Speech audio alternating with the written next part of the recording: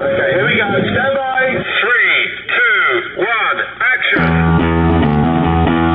Assume nothing. Brash, bald-faced blasphemy. Question everything. I find it extremely hard to imagine. Open your eyes. It is quite all right to be an atheist. The fastest growing group of people in the country has been measured as being those who have no belief or who are atheists. You don't have to be apologetic or quiet about it. Challenge the opposition. You see religion on 100 fronts losing the argument. And start thinking. This is the Thinking Atheist worldwide.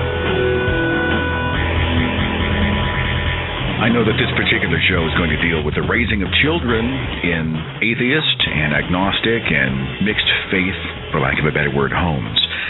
But at this very moment, in Japan and in other parts of the world, chaos has erupted after a horrific earthquake and tsunami, and I cannot let it pass. We have to talk about this for just a moment.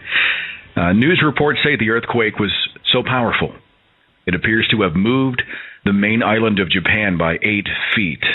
It has literally shifted the earth on its axis in a measurable way. As a nuclear power plant in Fukushima exploded only hours ago, I woke up to the news this morning. They have video all over the internet, followed by a 6.0 magnitude aftershock. It just gets worse and worse and worse. There are fears that containers that have uranium fuel inside the reactor might have begun melting. There's fear this might become another Chernobyl. Right now, nearly 250,000 stranded in shelters, homeless. 6 million homes, no power. People are lining up everywhere by the hundreds for basic necessities, food and water and supplies, medical attention. At this moment, the combined number of dead and the unaccounted for is about 1,700. That number obviously will change if you're listening to the recorded version of this show. These statistics are going to be much, much different. Unfortunately, they're going to go up. But that's where we're at right now. It's just chaos. It's chaos. All around the world, at this moment, human beings are rallying together to help human beings. Organizations like the Red Cross, the International Medical Corps, Global Giving, the Salvation Army, Doctors Without Borders, the International Rescue Committee, so many other organizations, and millions of men, women, and young people are acting right now, tangibly, physically, productively, compassionately, to assist and aid people they've probably never even met, probably never will. Human beings coming together to help human beings. And millions of others are watching with real concern as the world experiences this crazy, unbelievable crisis that's going on. And their solution is to hold hands with somebody next to them. They close their eyes and they ask that an invisible divine entity comfort the afflicted, heal the wounded, and protect the innocent. When I was a believer, this kind of thing used to make sense to me. I mean, who else should you turn to in time of crisis? You turn to God. Now, having a different perspective, a larger perspective, I would say, it just seems kind of lazy, doesn't it? It seems like a cop-out. It's a way to feel like we did something without having to do anything. A 60-second prayer to the sky is a whole lot easier than donating money, even a few bucks, or volunteering your time to a relief organization, or filling sandbags, or repairing somebody's damaged home, or getting on a plane, or just putting your arms around somebody who's had their entire life stripped away. Real solutions, so often calling for real sacrifice. And at this moment, who is making the real difference for these flesh and blood, men, women, and children who've had their entire world literally crumble beneath their feet? Who's making the difference? Is it those who chant empty words to fall upon non-existent ears, satisfied then that they can go on with their normal lives because it's in God's hands now? Or did the true solution, the true act of goodness, compassion, courage, sacrifice, help, comfort, exist without the action or presence of anything beyond real, touchable, reachable, loving human beings? I remember saying these prayers when I was a Christian. Lord, we ask that you be with those who are in need. And we ask that you will reach down with your divine hand and comfort them in their time of trouble. We ask that you will provide food and medicine and medical care and allow the safety and aid workers to be able to dig through the rubble to find the victims, to be able to deliver that aid. And we ask, Lord, that you will help protect the area from any future aftershock, from any future calamity. We just ask for peace. In Jesus' name, amen.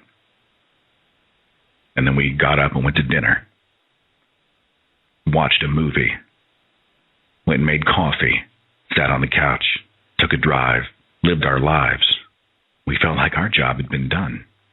To any of you who have bowed your head and said a few words and congratulated yourselves for intervening on the behalf of the afflicted, just take a second and ask yourself, what have I really accomplished? Imagine what all of this must look like to our kids. And of course, the raising of children is the actual subject of this show. How do we raise a free-thinking child? We're taking your calls, your emails. I want to hear how you were raised by your own religious and non-religious parents. How about mixed marriages where the parents had differing beliefs? That's always weird. How are you preparing your own children for a world that will bombard them with a litany of religious messages? What are the opportunities, the pitfalls, the challenges, the decisions you've made, the obstacles you face as a parent? How do you properly and responsibly raise a free-thinking child? I want to begin with a soundbite from Richard Dawkins. It was a lecture, and he was reading an excerpt from his book, The God Delusion, and it deals specifically with the children of the religious. But I think this also applies to non-religious parents as well. Let me try a little experiment on you. At Christmas time one year, my newspaper in Britain, The Independent, was looking for a seasonal picture, and they found a heartwarmingly ecumenical one at a school nativity play. The three wise men were played by Shadbreet, a Sikh, Musharraf, a Muslim, and Adele, a Christian, all aged 4. Now my guess is that you probably think that picture's rather sweet. How nice that 4-year-olds who belong to different religions should come together in a nativity play. And I suppose the caption said this: Shadbreet, a socialist, Musharraf, a conservative, and Adele, a liberal, all aged 4. Shadbreet, an atheist, Musharraf, an agnostic, and Adele, a secular humanist, all aged 4.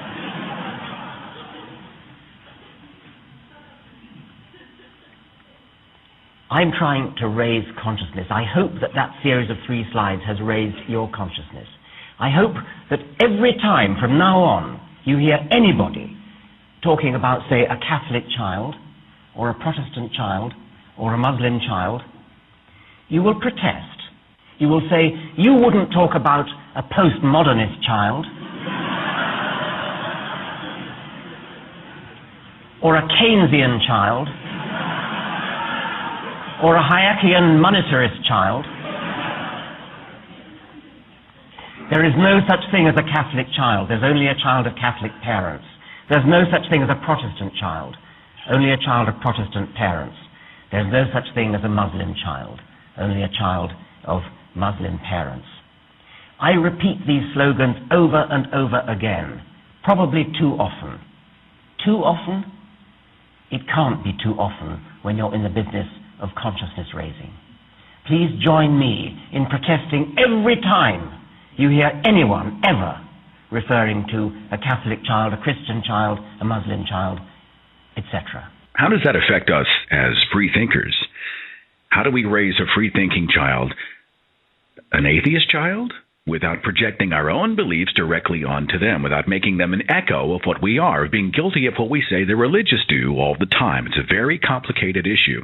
And there's an article written by a guy named Dave Silverman. He wrote the article for American Atheists, on the subject, Raising Children Without God. Now, the article gives specific suggestions on how parents can prepare their kids to be free thinkers. On what is often a very religious world, I asked Dave to spend a couple minutes on the phone with me this morning. Dave, are you with me? I am here. I'm so glad. I know you've got a busy day. You've got a very full schedule, and you managed to squeeze in a few minutes for us. I want to thank you for the article. It was really an interesting take on how parents can approach the raising of free-thinking children. Can you sum up your overall philosophy for me? I mean, how can parents tackle this wildly complicated thing and teach their children what is right and what is good and train up a child, if I may borrow a biblical reference, without programming or indoctrinating them? Dave, what's your take on this thing? Well, first of all, you have to realize that the word indoctrinating is going to be, it's a relative term, and there's going to be some of that in there. You can't quite stop that, but you have to be aware of it. You have to make sure that the child knows that if they disagree with you, it's okay. You have to say that out loud. Now, I am a part of a mixed marriage. My wife is a theistic Jew. And before we were married, we had a very long conversation on how we were going to raise our kid, because she wanted to send the kid to Hebrew school, and of course I did not. So we came out with a contract. We came out with a solid contract, and our contract said that my wife could send my daughter to Hebrew school so long as that school did not teach our daughter that atheism was evil in any way. I wasn't going to pay money to have somebody tell my kid that I was bad.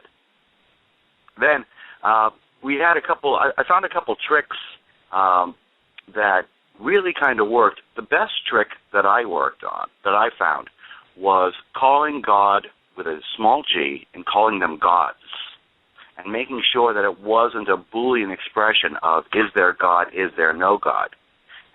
Rather, which God are we talking about? There are thousands of gods. Which God are we talking about? In my house, there's a sculpture of a god. I believe it's Neptune literally blowing a ship across the ocean. And we talked about that God a lot. Look, there's a God. Let's poke him in the eye. It's a sculpture, so we could touch it. So we poked him in the eye when she was a baby. And we ran away from the God. We said, oh, look, the God's going to get you. And we made a little game out of it. And all of a sudden, my daughter didn't fear gods. My daughter never feared gods. So she grew up, and as many people know, I've been an atheist since I was 6, and my daughter has been an atheist since she was 6. I am trying very hard to raise her as a non-dogmatic atheist. I'm trying very hard to raise her as an educated, thinking atheist. The bad news about that is that because it's something that I'm trying to get her to do, and she's a teenager now, she won't do it. Yeah, well. So I handed her a Bible. I said, read it. She won't do it. I handed her Dawkins and Hitchens, and I said, read it. She won't do it. The only thing that I've gotten her to do is to look up the passages in the Bible that are mentioned on the Landover Baptist Church with, drinking dung and drinking piss and eating dung. She likes that. So she's got her Bible, and she's got little tabs in it with all the dirty parts. So she likes that, and she has never, ever taken religion seriously. Even when she was going to Hebrew school, she's always been an atheist. So she ended up in Hebrew school after all, is what you're saying, but she drew up some parameters in advance. Is that what I'm understanding? Right. She did end up in Hebrew school. She ended up at a secular Hebrew school. A lot of people might be aware that there is a secular Jewish movement. The Society for Secular Judaism is out there, and this is a Hebrew school that doesn't teach about God. It teaches about our ancestors who believed in a God that did this, and our ancestors believed in a God that did that. And it was a wonderful compromise between my wife and myself. My wife doesn't think so, by the way. My wife thinks that she kind of got shortchanged, but she agreed to it, and she stuck by it. And then she came to about the age of 11, and she said, I'm really done here. And we said, fine. And that was the end of that. That was the end of her Jewish education.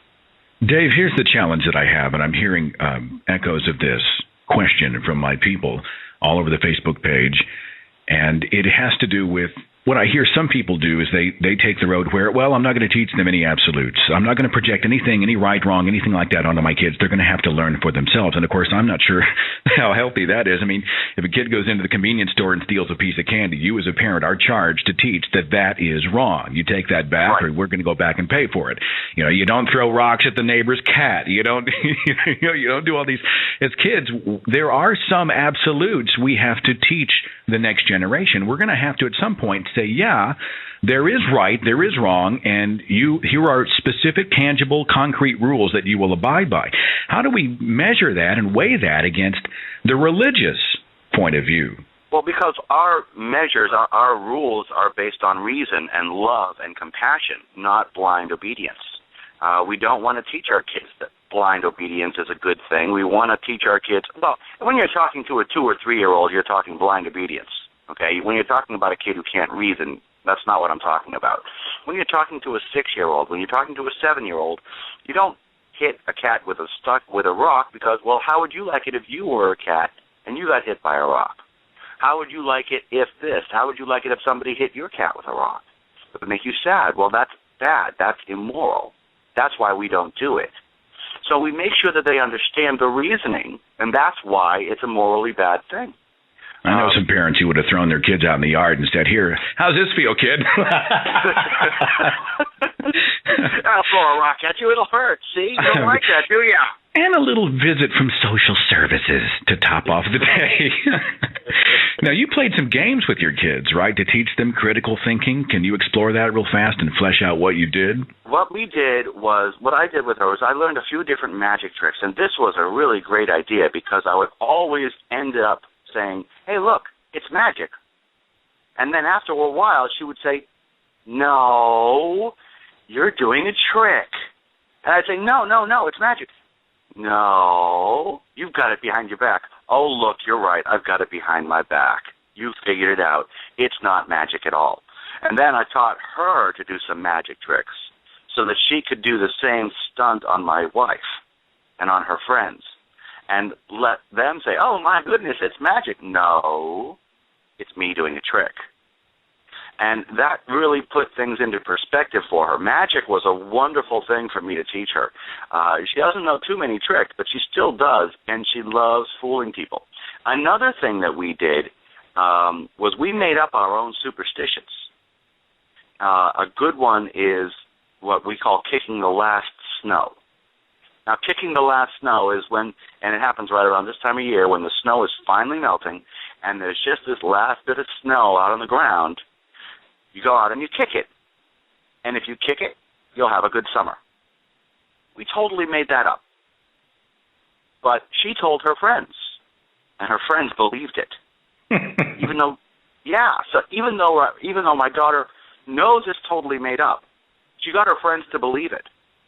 And of course, after a little bit, she told them that she made it up, but still her friends are doing it. So she's watching this meme spread, even though it's false. And then I can bring that back with, well, this is how things started. This is how superstition started. This is how walking under a ladder started. This is how black cats started. And this is how God started too. Is there one final thought you'd like to leave? Maybe there's someone within the sound of your voice who is raising a young person and they're challenged by just the mountain of obstacles in front of them as a parent. Is there any encouragement, any tools, any resources you would recommend, Dave? Yeah, there's a couple. There's one book that I really liked, which was Living in the Light, that's available at the American Atheist store. And I cannot highly enough recommend Camp Quest. Camp Quest is a wonderful organization. It's a secular summer camp. They're a week long. One thing that our kids, that atheist kids, or kids of atheist parents, I should say, don't have enough of is more kids of atheist parents. And I think that it's very important that they get socialized, that they not be made to feel like they're alone. So I would check out Camp Quest. And by the way, we are having our national convention. American Atheist is having a national convention in Des Moines at the end of April. And we're having a Camp Quest at the event.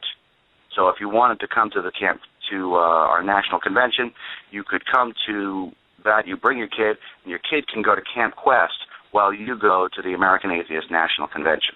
There's no prayers, there's no faith healing, there's no chanting mantras or anything. There's no chanting mantras. There are a few fun camp songs. There are a few camp activities, and it's all a great time. And I can't recommend it enough because the kids, by and large, all love it. And it's not a proselytization camp. It's not a camp where we make atheists. It's just a camp for kids of atheists to go and just have a nice, secular, fun time. Just go be a kid. I love the sound of that. Dave Silverman, I cannot highly recommend his article enough from American Atheist. It's called Raising Children Without God. Dave, I know you're busy. Thanks again for a few minutes and a great call on the radio. And I'm going to go and talk to some of my peeps and see how they're doing with this whole parenting thing, okay? Thank you for having me on. Have a great day. Take care, Dave. Our first call will be Steve out of Texas. You're on the Thinking Atheist podcast. Hi, Steve. What's going on? Hey, Seth. It's great to be talking to you. I wanted to say we're all born atheists, aren't we? You know, we really are. We're born blank slates, and then all of a sudden the parents get involved. And when I was 4 or 5 years old, not even, it was pray before bedtime. You know, here's the scripture verse, bless the meal, go to church. And all of that sort of changed. What's your story? Right. What's your take on all of this? I started off, I'm divorced now, but I started off in a mixed marriage. She was a Christian, and I was kind of an agnostic trying to find my way, and I completely lost my way and, came to the rational side of things. And she's just recently abandoned religion for atheism. And so our 6-year-old he was raised because my in-laws are actually very, very religious. So he's raised with the idea of God, but he's already questioning it. We're not promoting one side or the other, really. We're just kind of making it a non-issue. Now, my daughter is 2, and she's got no idea. And I like that because, the kids aren't raised with that fear. And that's what I had growing up, was just an incessant fear of the devil and the demons. And I remember also there was no personal responsibility taught to me. You could ask for forgiveness no matter what you did, and God was going to be okay with that. I remember asking my grandparents about Jeffrey Dahmer because that was a big thing when I was a kid. So if before he dies, if he says, "I'm sorry to God," is he going to get to go to heaven? And they're like, "Yeah, those are the rules." And I was like, that doesn't make any sense to me. So, the do unto others thing applies. I think, I'm just going to teach my kids to question everything and, treat people the way that they want to be treated. Good stuff, Steve. Thanks for a great call out of Texas. Take care of yourself, man. Thank you. You too. I'm fighting a little bit of a scratchy throat here this morning, which really kind of adds to the phlegm factor. So bear with me, would you? Let's talk right now to Joe in California. You're on the Thinking Atheist podcast. Hi, Joe. What's up? Yeah, I just thinking about this in your call there. Wanted to share something real quick with my 5-year-old granddaughter. My daughter's not religious, but my little granddaughter wanted to go to Sunday services church with her friends, and mainly because they have a massive playground there and tons of toys. And so, my daughter went ahead and let her go, several times, and no real effect. But when I had her out at Baskin Robbins for ice cream, and the two of us were sitting there and talking like we always do. And she finished up her ice cream, and then she tells me, she says, I want the rest of your ice cream, Grandpa. I had half of my bowl left. So just talking to her, I started asking questions. I said, why should I give you my ice cream? And right away she pops off and tells me, because Jesus said to share. I thought to myself, yeah, okay. All right, how do I handle this? What do I say? And I tell her that Jesus is a non-existent entity and there's no evidence, and that the Bible is a book written to control the Mediterranean civilizations in early time. So I just decided to ask. I said, well, how do you know that? And she said, Miss Quisenberry told us. That's her Sunday school teacher. And so I asked her, I said, well, where is Jesus now? She gives me this exasperated look, and she says, he's up in the sky. So I asked her again. I said, well, how do you know that? Then she looked at me like I was a dumbass, and she said, Miss Quisenberry told us. And I'm just like, so I said, well, let me ask you this. How does Miss Quisenberry know that? Did she ever see him up in the sky? At that point, she just looked at me and she said, I don't know, Grandpa. I just want your ice cream. So, and I talked to my daughter about it and everything, and it's basically, my feeling on it is, I think like Dave said in his article, is just to teach them how to think, to instigate that questioning, have them question everything, have them, develop and, search for, input, information, and thoughts, and make up their own mind about everything that's right. And there'll come a time when she grows up, and even talking to my daughter about exposure to religion, I mean, that's not something that I would do. I wouldn't send my child to a church services for all that indoctrination. But in time, she's going to be exposed to it. It's a part of the world. It's a part of what's out there. And mainly, I agree with just trying to instigate, a free-thinking spirit about them and to determine everything out of their own minds. Wise words, Joe. Thanks for the call. I'm going to move on. Take care of yourself, okay? Thanks, Steph. Damn you, Miss Quisenberry. She's just a child. It's funny when you're that age, everything is so simple. Everything is so simple. Jesus is in the sky and he's looking down on us. I love the idea. And I was never raised around it. It was so foreign to me that parents would actually create an environment where their kids thought critically to begin with about the idea of God. I love the idea of using the small g and saying gods. That way, if somebody asks your child, what do you believe in God? Your child can respond, well, which God? Yahweh, Wotan, Thor, ISIS? Just pick one. There's so many. Let's talk to Richie in South Africa. Hi, you're on the Thinking Atheist podcast. What's up? Hi.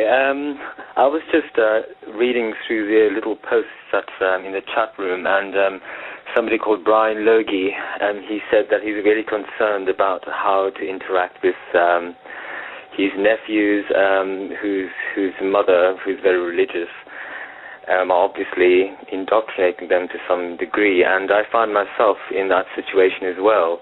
My sister's being sort of pseudo-religious, and I sort of try to spread the seeds of critical thinking and so forth with them. But I have to say that I agree with the previous caller who says, that children should be taught to think critically from an early age. I mean, a lot of my friends have children, and some of them say things like, I'll leave my child to make up his own mind when he's older. And I always think, I was left to make up my own mind when I was a child, and I was kidnapped by religion, at a very early point, and so I don't think that is a good idea either. But just to talk about the situation with nephews and nieces, I have a little niece. And a couple of nights ago, we were doing some stargazing, and we saw a shooting star. And she said to me, there's a shooting star, I should make a wish. And I asked her, why would you do that? And she said, because then the wish will come true. And she talked a little bit about how it was magical and so on. So I explained to her what the shooting star was, and I don't know if that was a good or a bad thing, but in the end, she sort of looked at me, and then she looked back at the sky, and she said, well, then making a wish on it is really stupid. And at that moment, I realized, that it's these little simple, fun things that we do with children every day, making a wish upon a star and all that sort of thing, kicking the last snow and those ideas that really produce that sort of mind that is susceptible to religious indoctrination. I don't know what you think about that. My bigger question is this. If this child is not your child, if it is the child of someone else, are you interloping, are you interjecting yourself into the parental boundaries of someone else? Where does that line get drawn? You are not the parent, but at the same time, you're a relative, you're a loved one, and you've got a legitimate opinion. Do you find yourself in conflict with how much input you can give? Are you frustrated by the fact this person's religious and you just want to just yell out real loud, it's all a bunch of crap? I mean, does that bother you? I have to say, I am tempted sometimes, but my sister, for instance, I speak to her quite frequently now about religious issues, and I don't take any liberties with her children, but I do when when situations like that do arise, I do say something. I do sort of ask, why do you think that, or why do you believe that to the child itself, and that usually spurs an interesting little conversation, and I quite enjoy that. But I do try and control myself, difficult as that might be sometimes. It's hard to stand on the sidelines when you see such an impressionable young mind that is being essentially taught to be a mirror of a parent instead of working it out for themselves. I understand that scenario very much. A great call out of South Africa. Richie, thanks so much for listening and being part of the show. I very much appreciate it. Thank you. Love your show. Bye-bye. Thank you. I have a loved one with some young children. Children are being homeschooled. And it came up in conversation a few months ago that she was teaching her children that evolution is false. And I'm teaching them that evolution just isn't true, and here's why. So their kids aren't in the room, right? This person's children are not in the room. It's just me and the other adult. And I had no choice. I mean, I challenge that. I'm sorry, you're teaching your children that evolution is bogus. Yes, and so you're teaching them the creation story. Okay. Well, I'm sorry. Let's go back. Radiometric dating, the age of the Earth, thing, and the sun and the universe, and the Hubble constant, and the geologic column, and all of these scientific evidence that, I threw just one after the other, bam, bam, bam, bam, bam, and now she just looks at me, and she's got kind of that half smile on her face. Aaron Ra made mention of this type of reaction when he was speaking to a Christian educator. What it told me, how I received it anyway, was that this person was not receiving my input. This person was not really caring about the science. This person had made up their mind that evolution is bogus because they heard it in church and because Jesus is in the Bible and kumbaya, and so they're going to raise Christian children. It hurts me physically to think about a parent who is programming their children that evolution is wrong, evolutionists are deceived, science is a conspiracy, or whatever. And yet they're not my children. It ain't my call. There's nothing I can do.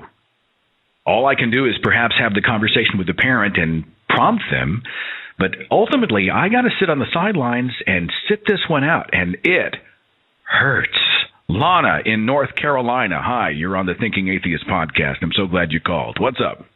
Hi, Seth. Thanks for taking my call. I am an atheist homeschooler in North Carolina, and I have been watching the chat room, and I wanted to address what Richie was talking about to Brian about how you deal with somebody else's kids. Children have a natural BS meter. And we need to encourage that and cultivate that in children. They know what's right and what's wrong. They know what's fair and what's unfair. And treating somebody else's child who's being raised religiously with respect, with showing them or giving them gifts of science, concrete things that they can see that this is how things work in the world. But mostly treating children directly with respect and answering their questions honestly will help raise thinking children. Can you tell me about the home? I understand the benefits of homeschooling. I have seen it done, usually in religious circles, and I understand that you're moving the children at usually a faster pace because they are not limited by the pace of the 30 other kids in the class. I understand they get personal attention. I understand that quite often they are, if it is done right, let me qualify that. If it's done right, they enter the college level and everything is remedial because they are so far advanced curriculum-wise. And I have seen evidence of that. Those of you who think, homeschoolers are all a bunch of people sitting around, and their parents know nothing. Quite frankly, I have seen it done, not always, but I've seen it done and done well. I understand the academic part of it. What I worry about is, are you isolating, insulating, putting your kids in a social bubble so that they are unprepared for the world once they become adults? How do you address that? Some people have put their children in a bubble. My children are not in a bubble. What I have discovered with homeschooling, and I've only been doing it for about 2 years, and we are doing it for secular reasons. We are doing it because our child's needs were not being met in school, was miserable and unhappy, and her schoolwork was failing as a result of that. So I pulled her out to have a happier, healthier child. When she's ready, she'll go back to school when she wants to. It is her choice. There are many, many people who homeschool for educational or / secular reasons. Many kids with special needs are often homeschooled because their needs are not met in a public school system that doesn't have the resources to accommodate all of the different special needs. How have I never heard about you guys before? I mean, when I hear about homeschooling, quite frankly, this is a true story. There's I work for a media company, and we serve clients all around the world in my day job, and I had one guy who was kind of an intern. He was this fresh-faced, fresh out of school. He'd been homeschooled like his whole freaking life kind of kid, you know. You just look at his face and you just see that this child is unprepared for the world. I took him on a road trip, and it was like you know, one of the natives seeing fire for the first time. You know, every time we'd go, his eyes were wide. He was like, "Oh, look!" He was such a bubble person that he was unprepared for the world around him. And honestly, the world is going to eat that kid alive. Absolutely. And I think how do you found a way to balance the personal attention and the curriculum benefits of homeschooling, but also give your child a life and introduce them to the challenges in the world? Am I hearing you right? We have a very busy social life with our kids. I wouldn't say that secular homeschoolers are the majority in my area, but we have found each other via email lists and Facebook and what have you. And most of us want our kids to get out and do things, and we want to get out and do things. We don't want to be trapped at home either. And so we have classes that we find someone to teach art classes and gym classes and science classes, and our kids participate in First Lego League, which is a robotics competition, and science Olympiads, and spelling bees, and all kinds of things. My children are taking art classes right now, taekwondo, music lessons. And through all of these, they're interacting with the world at large. So it's not an attempt to insulate the child. I'm going to protect you from the world, because that's mostly the homeschool mentality. There's so much junk in the schools, and there's drugs, and kids are having sex, and they're watching movies with F words in them, and it's Satan. He's taken over society. We are going to protect our children and keep them in the home until they're 18, and then we will turn them loose where the world will eat them alive. That's not your motivation.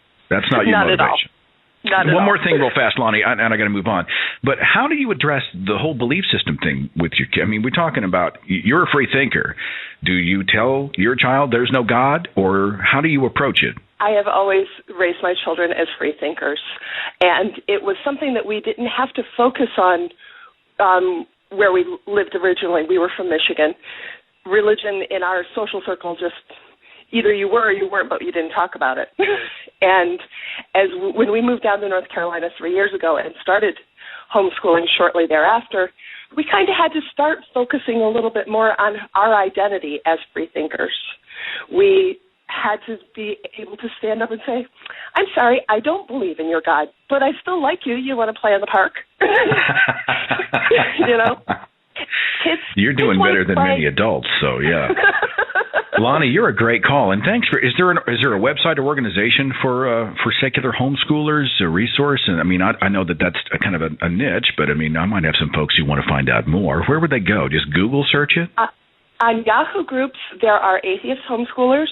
There's an atheist moms group. It is also linked over to Facebook. Wonderful, Lonnie. Thank you so much for the info. It's good stuff. Take care of yourself in North Carolina, okay? Thank you, Seth. I have to tell this story. I mentioned the guy, and you know what? He's got the biggest heart, and he's a smart kid, and he's just an awesome guy. So I really don't want I'm not trying to parody his life. But this is the mindset that I was dealing with this particular Christian homeschooled family. Okay? The kid was, he was late teens. I don't know how it works with homeschoolers. Do you graduate at 18? I don't know. But he was one of my interns, and we went on on the road. We had a video shoot, and he interned with us. He traveled with us. And we did the job, and we're heading home. Now, there's a connection in, I think it was like Houston. And we were delayed because of weather. And so our flight leaves way, way late. We're worried we're going to miss our connection. We finally hit Houston. We grab our stuff. We exit the plane. We run, I don't know how many concourses. Full bore. We're running to make our connection.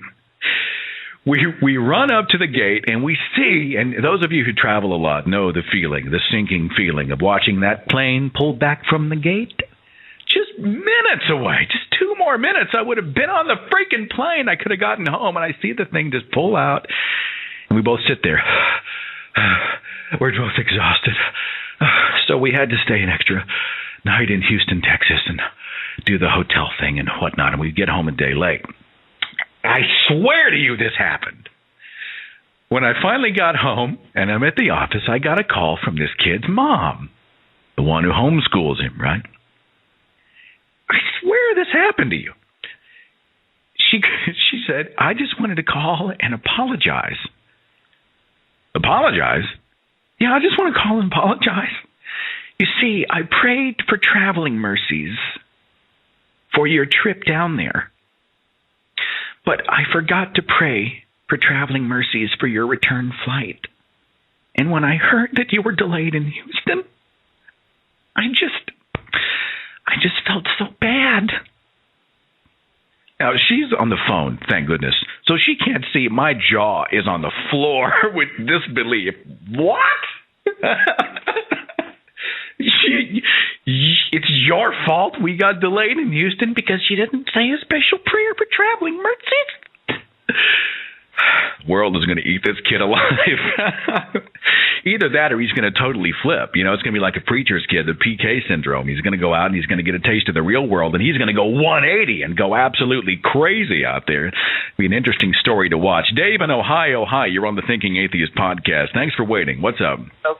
How's it going, sir? I'm doing good. What's happened? I wanted to call. I wanted to thank you and your listeners as well. I've been with my fiance now for 14 years, and she was growing up Pentecostal, and me myself, I've been an atheist now for a little over 10 years, and we've got 4 kids, and it was really causing a strain on our relationship, the difference in beliefs, and I'm not one to hold my mouth. I will say what I need to say, especially to my kids. You know, they're my kids too, and since I started listening to your podcast, and she listens with me, she's really done a 180. She's really turned around a lot, and starting to see the point of view that I see, the freethinker point of view. And we told our kids, you know, believe what you want to believe. Here's what I believe. Here's what your mom believes. Well, my 12-year-old just told me the other day, Dad, you know, I believe what you say, you know, because evolution, I can see the facts. I can see the points. What Mom believes in, there's nothing there. It just don't make no sense. Now, tell me that's not difficult. I mean, she comes from a pretty strong conviction. To hear her own child say that's got to hurt. Exactly, you know, and, you know, it caused a little strain in the relationship. And our 2 oldest are hers from a previous relationship, a 15-year-old and a 17-year-old. And the 17-year-old, he's been an out atheist now for about 2 years. And, you know, I had no influence on it. Really, we didn't really speak religion to them at all. Their aunt on their father's side was very religious, so they was going through church with her there for a while. And the one day he just, you know, he stopped. He said, look, I don't believe in this. It don't sound right. None of this makes any sense. And, for her to hear her other kid, her 17-year-old, to say that too, it kind of brought a bearing to her. Kind of like, what am I doing wrong? Am I not teaching my kids? And like I said, since we've been listening to your podcast, she started seeing, so how many other people are out there that are in the same situation? Well, empathy goes a long way. I growing up heard the word atheist, and the word was radioactive. The atheists were bad people. The idea that atheists were flesh and blood human beings with joys and hopes and dreams and compassion and love and care and kids, and they want to make the world a better place and all those things never even occurred to me. And the fact that for you in your home, this show or this type of show has helped to open those doors of empathy and understanding is a tremendous compliment to me. I think atheism and free thinking and skepticism for so long has lacked a human face. It lacks a voice. People don't relate. And what the purpose of this show is for us to come together and just be real people. And if that is translated into your home on your end, that is the best freaking compliment you can give. And I'm so thankful that you made it. I appreciate you very much, Dave. All right, thank you. Oh, and I wanted to make one other, if I can give a shout-out real quick to the National Atheist Party. It's a new up-and-coming political party. Everything is getting up on the table. We've got our Constitution almost up and going. I'd like everybody to join us on Facebook, the National Atheist Party. We could use all the support we can get to try to keep religion out of our schools.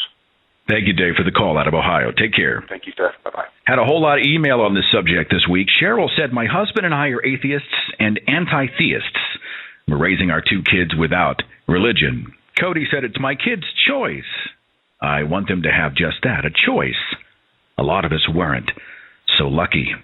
Deidre wrote in and said, I can only speak as to what has worked for me. I've always been very careful to not push my beliefs onto my children. It is one of the things I do not agree with, that they do so. I don't want to do it. I'm not sure I understand that phrase. I think I read it wrong, Deidre. Forgive me. My children are free to go to churches with friends and explore anything they wish. I do not tell them until they ask what my beliefs are. In the absence of that continuous brainwashing done by religion, my children have come to atheism on their own. My answers only reaffirmed their own conclusions. Lance wrote in and said, I tell my kids what's up. I've been teaching them about every kind of science and history. My 10-year-old son already knows more than most adults because he knows so much about the cosmos. He was selected to teach younger students about comets. He also knows more about electricity and magnetism than most electricians understand. I also teach them about survival in the forest, how to make shelters, fishing rods, knives and bows and arrows, and how to use different roots to make rope. I think I've seen your kid on the Discovery Channel, man. That's amazing. I think a life lived without conviction is kind of worthless. Everybody's like, well, it's all relative, man. You can't go out and just there's no right and there's no wrong. It's all kind of whatever it is. It's all nebulous, man. We're all part of the cosmos. These people who they live in a world without absolutes. Well, my particular mentality, I believe in absolutes. If I see something happen that is wrong, it is wrong. If I see something that is right, I say it is right. There are times when there are absolutes. And with a child, I think it would be hard to resist the temptation to say, there is no God. Bam! To speak about it with conviction. But I think what I'm hearing, the recurring theme I'm hearing is, you tell them that you live with conviction and this is what I think and this is why, and I'm pretty darn sure of myself. But you are on your own journey and it is up to you. Here are the tools to get the information you need and you choose your path. There was an article at atheistparents.org where Jason Flores said, the reasons for not wanting to teach my children to believe in a religion are clear. I want them to be open-minded. I want them to be self-reliant. I want them to understand the world as it really is, as nearly as possible without resorting to mindless because God made it so as an answer to confusing information. I want science to be their God. I had a soundbite from Daniel Dennett. He is a philosopher at Tufts University, and he's one of the people who was instrumental in my own rejection of my former faith. And there's an organization called TED, And they have these great thinkers and speakers and these idea machines come out and make presentations, and it's a very impressive organization. And apparently Ted had Rick Warren, the pastor, the guy who wrote The Purpose-Driven Life. And they had him come out and speak for like 30 minutes. After Pastor Warren spoke, Daniel Dennett went out and gave what was called a secular scientific rebuttal to Rick Warren. I think it runs about 20 minutes. It is findable on YouTube, and it is worth your time. And he addresses a policy suggestion that he makes in his book called Breaking the Spell. And I have that soundbite right here. There's one message in it which I think this group really needs to hear, and I would be very interested to get your responses to this. It's the one policy proposal that I make in the book at this time, when I claim not to know enough about religion to know what other policy proposals to make, and it's one that echoes remarks that you've heard already today. Here's my proposal. I'm going to just take you a couple of minutes to explain it. That education in world religions, on world religions, for all of our children, in primary school, in high school, in public schools, in private schools, and in homeschooling.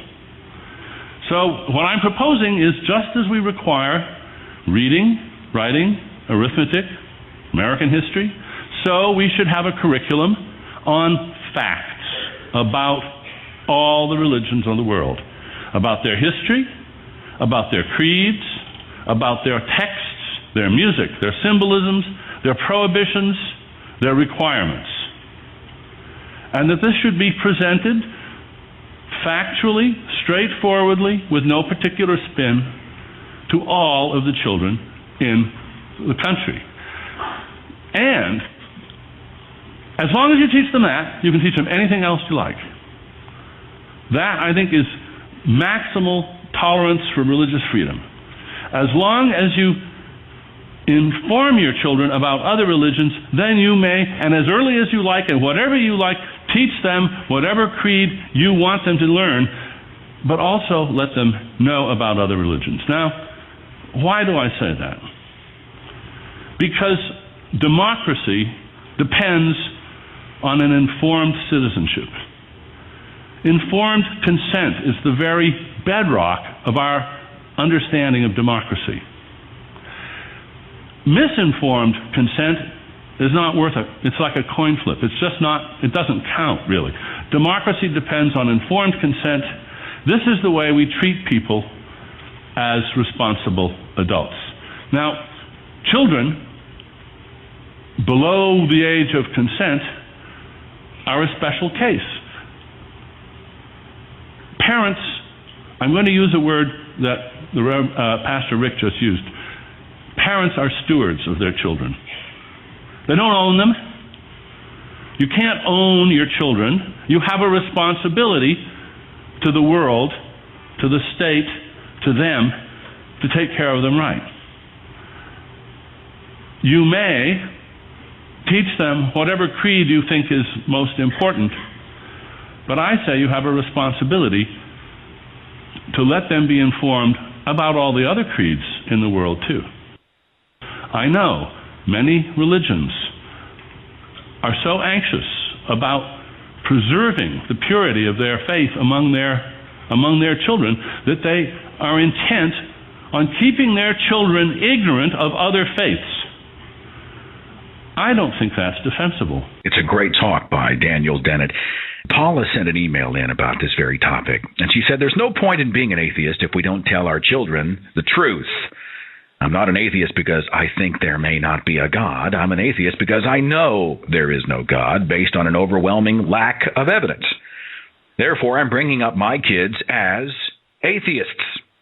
I used to think that I will bring up my kids with no preconceived notions and let them choose. But why would I do that when it comes to something I know is not true? Religion. And is also proven to be the most harmful force in history. There was a response to Paula's post by a gentleman named Greg, and he said, I disagree that you should teach your children to be atheists. What you should teach them is an utmost respect for truth and the value of seeking it. If you do a good job, the rest will take care of itself. I do also feel compelled to point out that if you reached your current perspective through experience and reason, you have earned your wisdom. Would you willingly deny your child the same position of strength by providing them with conclusions instead of the tools to reach their own considered opinion? I feel as though this is as much a disservice to your child as indoctrinating them with Neolithic mythology. James in Canada. Hi, thanks for waiting. You're on the Thinking Atheist podcast. Good morning. Hey, Seth. How you doing? Glad you called. What's your take on all of this? Well, I wanted to touch on one thing first, and that's the issue of magic and superstition. And my daughter actually taught me really well a good perspective on this. Now, she's been raised to be a free thinker, to think for herself and to question things. We were having, let's see, it was a few months back. She's 14 years old. We were talking about God and, discussing what he was. And at one point, she sort of looked at me, and she had this look on her face like, dude, you're confused. And she said, you're talking about Santa Claus. And it was the same thing. We were discussing, what's the Christian God all about? He's everywhere. He knows what you're thinking. He's really, he's this creepy dude that even knows your dreams. and isn't that Santa Claus? Now the issue comes up, you're taking a lot of joy out of your kid's life if you don't let them have things like Santa Claus and fun fantasies and the Tooth Fairy. And that's just fine, but I've also taught my daughter that she needs to look at everything and say, okay, what's fantasy and what's reality? And she came to her own conclusion. And to all the other parents out there, don't worry. Tell your kids the truth. Teach your kids to question everything they hear, including you. And my daughter's not afraid to. And they'll figure it out. Kids are smart. It's when we plug their brains full of all kinds of baloney and tell them it's truth. That's when they get confused. If your child's not confused, they'll figure it out. They know what they're doing. Good stuff, James. Thanks for the call, and thanks so much for waiting so long. I appreciate your patience. Seth, before I let you go, I just wanted to say one more thing. I wanted to plug the forum here. Please. Oh, the thinkingatheist.com forum? Well, here, let me set this up very quickly, and this is a okay. This is a huge bunny trail here, so just bear with me for 10 seconds. My web company, the evil and much maligned Hit Web Design, finally gave up the ghost, and I think it is. I think it's part of the evolutionary model. It was survival of the fittest. They finally went extinct, and I was kind of trapped there. And so what happened is without giving any notice to any of their current customers, none. They got absorbed by some other company that is temporarily hosting the site. I don't even know who these people are. The thinkingatheist.com website is at this moment still online. I am working on getting it switched to another more reliable host. And if you see some flickers and changes, but at the moment, I believe the forum and everything's still working, James, is that right? It is, yeah. And everything is going smooth so far, and part of what I wanted to say was exactly what you said, just to let any forum members that didn't see the remarks on the forum about it might go down for a bit. We're not abandoning you. We'll be back. So. James has done an amazing job of helping to make that forum what I could never make it. In fact, I have seen an outpouring of support from our fans to help me maintain what has become a huge endeavor, much larger than I can handle by myself. And James's work on the forum and Shelley's work on the switchboard, and I've got a guy named Marco who's helping me with the store, and I've got just so many people who have come together to say, how can we help? Without you, James, the forum would be just nothing. It'd be just Times New Roman font, and it'd be white on black or black on white, and there'd be nobody there. So thanks for everything. Thanks for taking care of that sucker for me. I much appreciate it. Well, I'm really glad to do it. I sort of see it as you gave it to us, and we all thank you just as much as you appreciate our help. So thank you, James. Right back. All right. Take care of yourself, brother. Bye. Let's see. I've got time for a couple more calls. I've got a gentleman from Australia. Better take this one fast. I want to say is it Darm? How do I say it? DJ, I'm 67 here. What do you got for me today? What's up? I just thought it was an interesting discussion. We have been through a recent situation where we were Christians up until sometime during the last year. So we've also, as well as sort of going through that transition ourselves, we've got 3 young kids and also an even younger one now. That have gone through this transition of being at church pretty much every week, and now they don't. So it's interesting seeing how they deal with that transition and how they're getting that change in their head and that sort of thing. But we're also copping a lot of flack from some of our relatives who are very, very fundamentalist Christians, and they're like Lonnie was talking about before. These guys are actually homeschooling with Answers in Genesis material and all of that sort of stuff, which is a bit of an issue, and we've had some pretty major blow-ups within the family as a result of that. But yeah, it's just interesting the resilience that children have.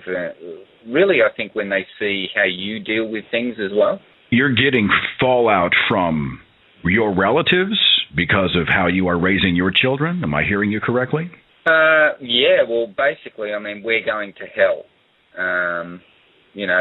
That's the bottom line with this. Their kids aren't allowed to come over to our place anymore. We had a situation here where I questioned some of their homeschooling material, and we had basically a lunatic ranting in our living room, screaming at us that if we teach evolution, we're all going to be going to hell. And from that point on, their kids haven't been over here, which is a bit of a shame because obviously, our kids miss their cousins, and I think it's important for, particularly family. I mean, you need to be able to be who you are. You shouldn't have to put on some veneer of pretense. It's not a real relationship if you've got to do that, I guess, is probably where my head's at with it. That's a tough one. I know that, and it goes far beyond what your religious beliefs are. How many parents have had their own parents go, "You are not disciplining your children right. What do you think you're doing? I would have never allowed your child to do this." Or, "You need to be doing this with your kid," or "Here's how you're not parenting correctly," or whatnot. And I think that would drive anybody to freaking drink, Now, if you're talking about eternity in the balance, well, you are denying your children the opportunity to meet Jesus and go to heaven, and they're going to go and burn forever. How does somebody respond to that? Well, I'll tell you how I respond to it. How I personally would approach this very delicate subject is I take a pretty hard line. I think that there's one biblical concept that I agree with. Honestly, there are some good concepts. I don't believe they're indigenous to the scriptures, but they're in there. And one is that a wise man gets a lot of counsel. I think wise people get a lot of counsel. I think a lot of people who make a lot of good decisions should not be surrounded by people of like mind who always agree. Fortunately, there's places like, my Facebook page, where agreement's hard to come by, but we keep each other honest. If you're never challenged, then you're worthless. You're just a bubble person. And I think as a parent, it is good to receive counsel, okay? But the first thing you do is you have to consider the source. You have to consider the credibility of the source. And the second thing is if someone, related or not, was to come into my home or interlope into my life and say, "This is how you should raise your kid," and they wouldn't take no for an answer, and they pestered me, and they suffocated me, and they berated me, get the hell out of my house. Get the hell out of my house. You do not get to tell me how I raise my children. You don't. If you want to come and give me your opinion once, I respect that. I appreciate that. But if you're going to call me every night, if you're going to come into my living room, if you're going to send me long letters, if you're going to pound me time after time after time with your opinion about children that are not your own, and you won't leave it alone, I'm going to cut you off. I am charged with raising this child, and I accept that responsibility. And if you can't abide how I raised the child, I have no choice I'm going to have to walk away. I'm going to have to limit how much influence and how much input you get in my life. And that's tragic. I hate that. I hate it that it would come to that. But quite frankly, parent or not, grandparent or not, somebody walks into my circle and says, this is how you do it, and they won't leave it alone, and they berate me over and over, get out. There's the door. You can either be my parent and be their grandparent, but if you insist on being a pulpit preacher in a soapbox, you have to go. I just won't tolerate it. Some would disagree. Very quickly, let's talk to Gary in Connecticut. Thanks for waiting, Gary. You're on the Thinking Atheist podcast. What's up? Hey, Seth. I'm a Jewish atheist. I hope that's not an oxymoron. And okay. What's your take on this parenting a free-thinking child? Well, I have a question for you and I guess the listeners. I guess I have a dilemma in that I want my children to be atheists, but I also want to indoctrinate them with the Jewish culture. That's why I say a Jewish atheist. While I don't believe in God and all the mysticism, I don't want them to forget, 3,000 years of culture and to dishonor our ancestors who suffered so much over those years. So that's my dilemma. Any thoughts on that? Well, as opposed to like a Christian, I don't know if there's a Christian culture. You would know better than I. We're not talking about Jewish culture, 3,000 years of all the times that people kicked our ass. There is... Well, here's how I see the Christian culture, and what I often feel that I miss is I miss the sense of community, of destiny, of family. Those things are tangible wholes, sometimes I feel, where we came together. I mean, trust me, those of you who've never been into a real, genuine church environment, I mean, let me paint the picture for you. You're told that you have a destiny. You have routines that you can take comfort in. You go to a synagogue or church where people hug you at the door. It's so good to see you. You have been missed. How have you been? How's your health? How are things? How are the kids? You go in and have a communal worship experience together, and you hear that you are part of an eternal destiny. And you, I mean, honestly, it feeds. I can see the attraction. I myself, having distanced myself from my former faith, I don't feel compelled to practice any of the cultural things that the church provides. I have found alternatives to those in the secular culture. I have found communities of free thinkers and skeptics who I can hang with, who relate to me, who get me. I've found non-church related events, entertainment things that feed that in me. I myself kind of made a pretty clean break. I think it would be difficult to integrate a child into Jewish culture without the supernatural portion of it kind of bleeding over. Is that the challenge you're finding?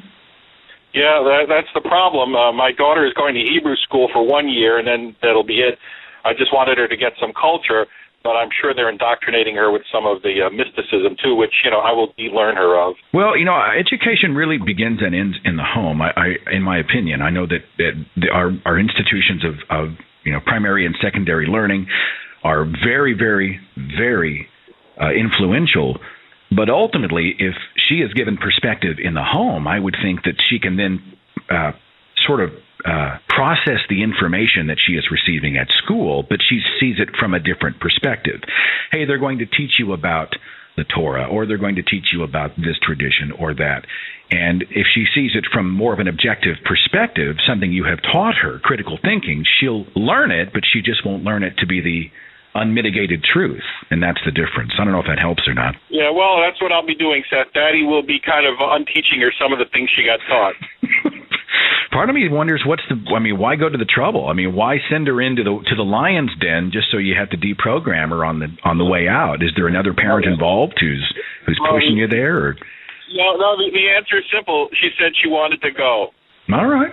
Well, she wants to go, and do you think you can create some balance? Just let me know how that works for you. All right. The forum, Seth. Good job. Thank you, Gary, so much. What time is it? Let's do one more. Let's talk to, let me do two more quickly. Autumn in South Carolina, you're on the Thinking Atheist podcast. Thanks for waiting. What's up? Oh, thanks. I'm glad I could get on. Well, I'd like to say that I happen to be, still a child, I guess, in my parents' eyes. I'm 15, and, I still have to abide by their rules, of course.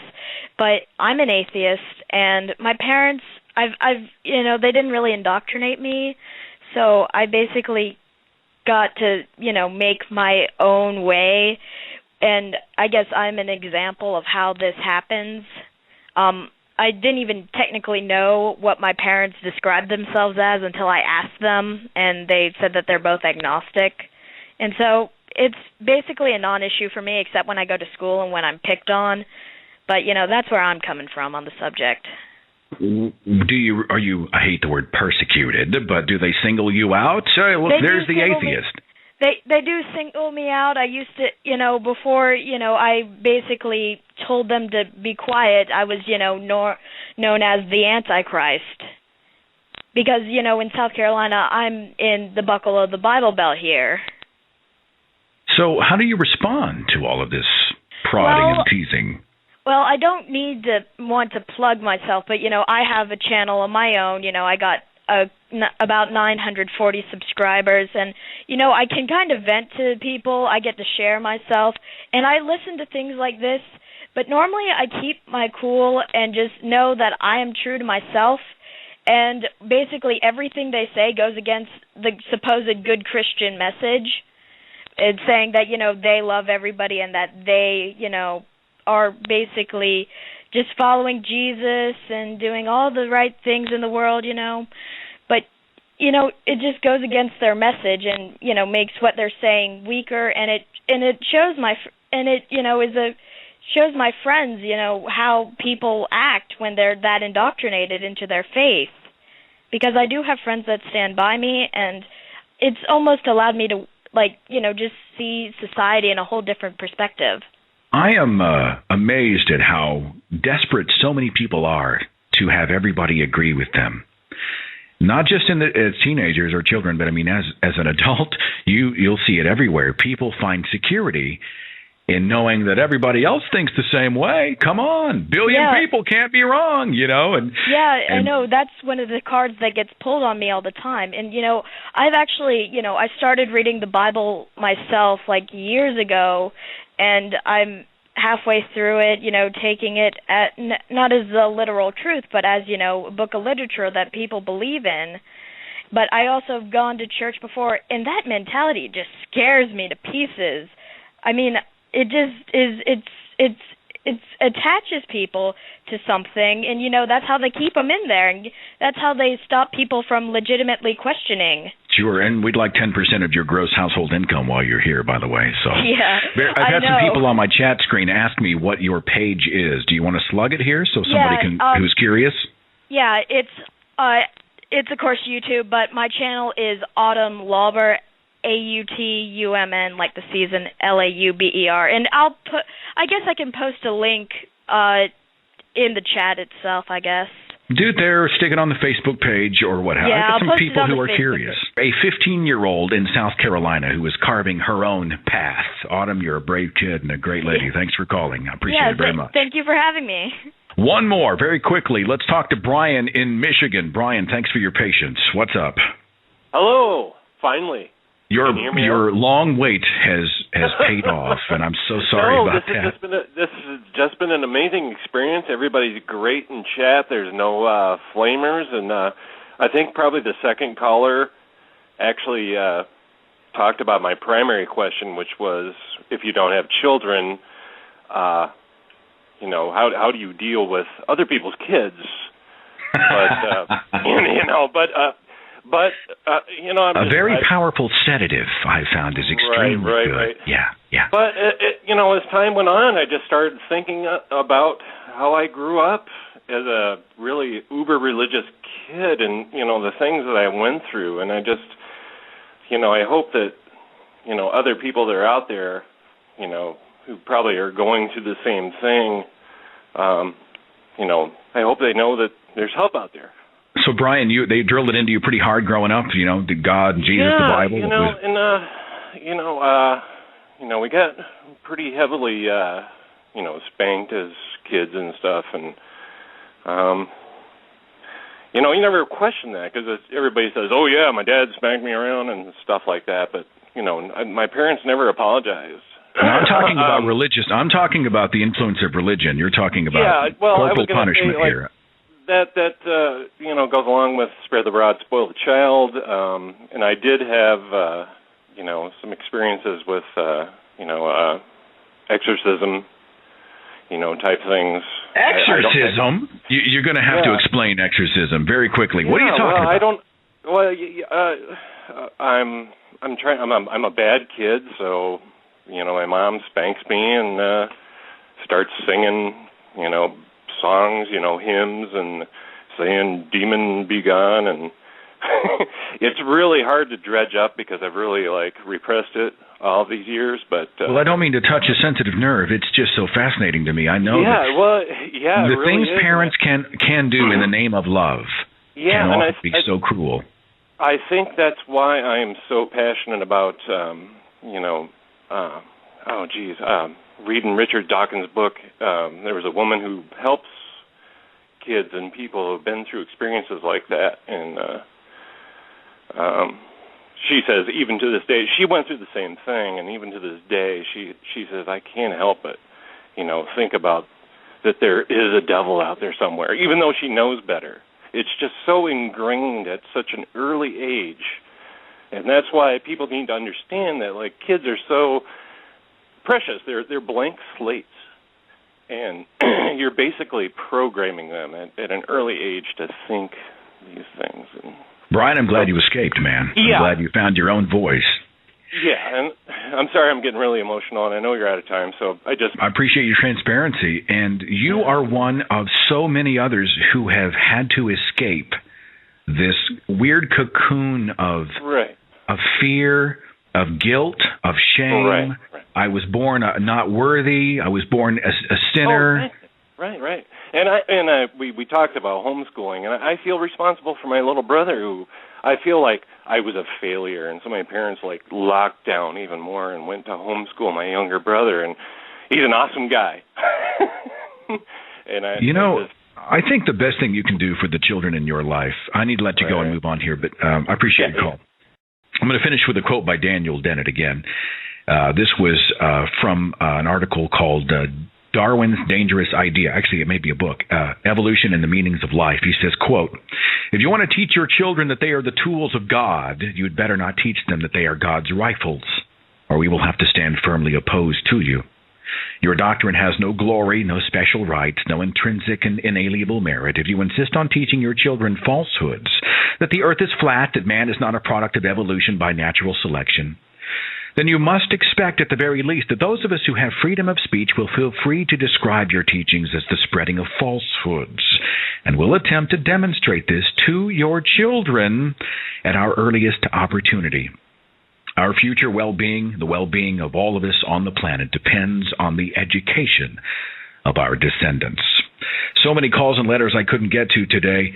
So many great nuggets of wisdom and information and life experience from the people who have made up our Facebook page and podcast. And know that if we teach our kids to add it up, to be skeptical, to be critical, to not accept blindly whatever is shoveled in their face, we've done more than so many. And I wish you the best in the raising of your kids. Have a wonderful week, and thanks for listening. Follow The Thinking Atheist on Facebook and Twitter. Watch dozens of original videos on the Thinking Atheist YouTube channel.